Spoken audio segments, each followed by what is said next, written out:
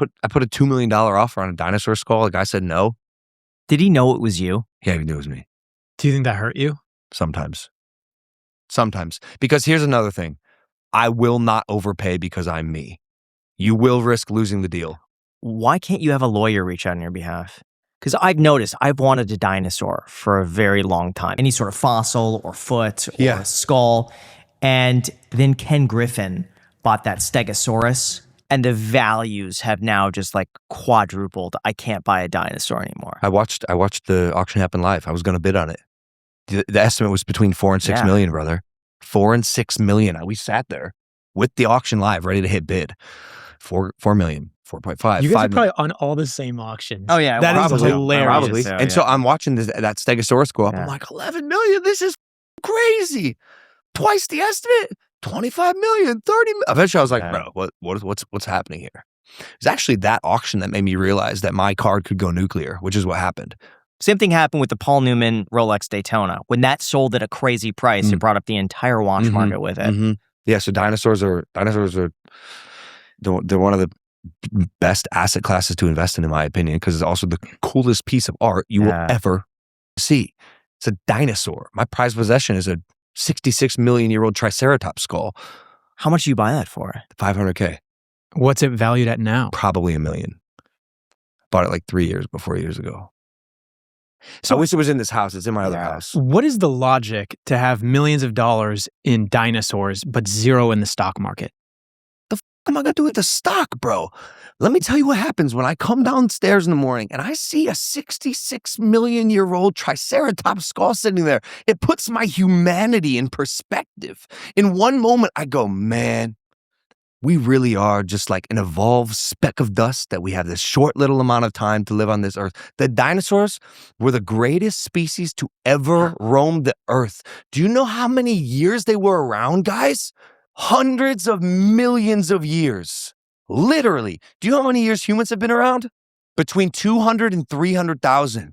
To put that into perspective, it's like, bro, we are a blip on this radar of Earth. The dinosaurs are the greatest species to ever roam the planet. To get to own a piece of that and like let myself be inspired and like count my blessings every day and like look up at the sky and realize my humanity, like, bro, NVIDIA stock can't make me do that. Shout out Jensen. Are you buying more dinosaurs? I can't afford them, bro. Because I like Pokemon but too much. Maybe if you invested, those investments would be able to buy your dinosaurs. Let me tell you something. Yeah. Had my beautiful daughter. I had about 6 months of like a bit of a lull where I wasn't doing WWE and I was taking my time to be a dad, but my brain like just will go and I'll just start like conceptualizing and stuff. And I got very deep into starting like a dinosaur company, a fossil company, because I know, yeah. I mean, look, I honestly believe dinosaurs are going to be popping off. Agree. Like, I mean, I've gone down all the documentaries on like the fossils and the dinosaur market and who's buying these and why geologists say, they should be in collections, not in private hands.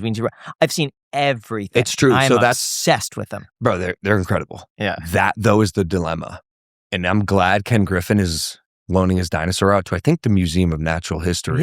In New York. Because like to have a specimen like Apex, that Stegosaurus that sold for 44.6 million, being a private collection is like a bit of a shame. And I even like, I have this Triceratops skull, right?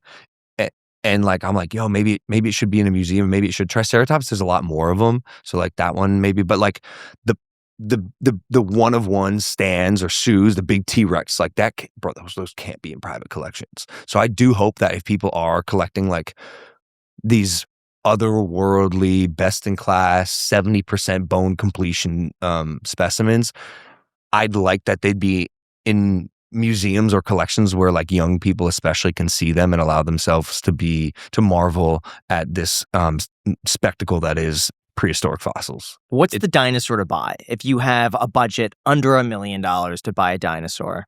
Okay. Or how much is to get a grail piece that's not like, $40 million? Buy a T-Rex tooth, bro. How much are those? Probably $50,000 plus. Depends what size you buy. But like, I have one in that room, but like, I bought it for like $30,000. It's worth like 60 now. I mean, that is pretty cool. It's a Tyrannosaurus Rex tooth. And those, I don't want, the argument of like, it should be in a museum doesn't apply because there are a lot of T-Rex teeth, but like not enough to make it the value completely But doesn't drop. that make it less valuable because there's so many teeth out there? That's where this gets interesting. This is what I realized when I was thinking about starting a dinosaur company. Okay. I pulled a T-Rex tooth from the earth myself. We went digging, which is also, I hear some people being like, well, maybe dinosaurs didn't exist. Go f yourself, you idiots. Of course they exist. I pulled a T-Rex tooth out of the earth myself. Could have been planted there by somebody. No chance. 0% chance. No way. I'm kidding. No, it was an incredible experience. And in that moment, right, I'm looking around. We're in the middle of Montana with the Hell Creek hooligans. Shout out to the hooligans, who just unearthed, by the way, the largest T-Rex tooth ever found, ever.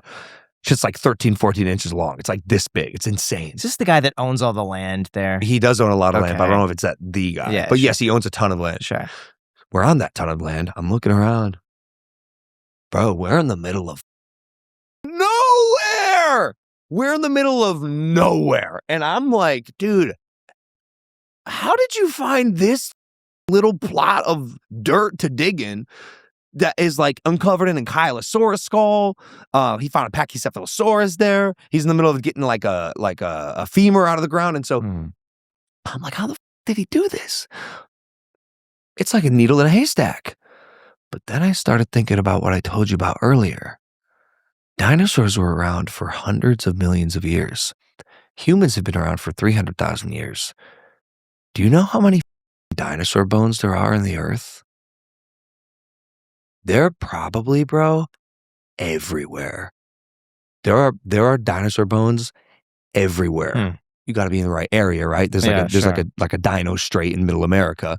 But if you can figure out how to optimize and efficiently find and extract the dinosaur bones from the earth, there's a real business there. Because, dog, let me tell you something. No offense to the hooligans, and I love these guys, but sticking your knife in the ground and twisting it just to find a tooth for 8 hours a day is not a viable way to optimize the extraction of fossils from the earth.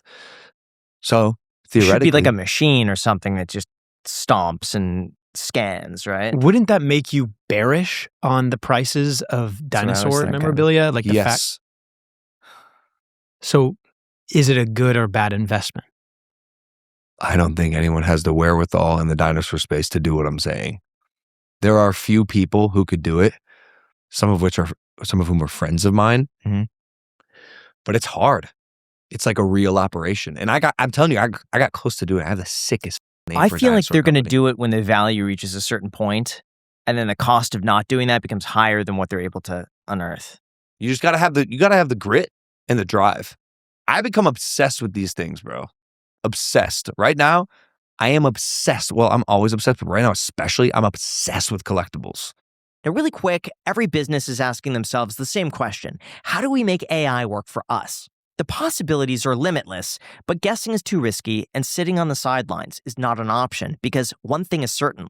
If you're not doing it, your competitors are already making their move. And that's where our sponsor NetSuite by Oracle comes in. It's the #1 AI cloud ERP, trusted by over 43,000 businesses to manage everything from financials and inventory to commerce, HR, and CRM, all in one unified system. When all of your data is in one place, your AI becomes a lot smarter.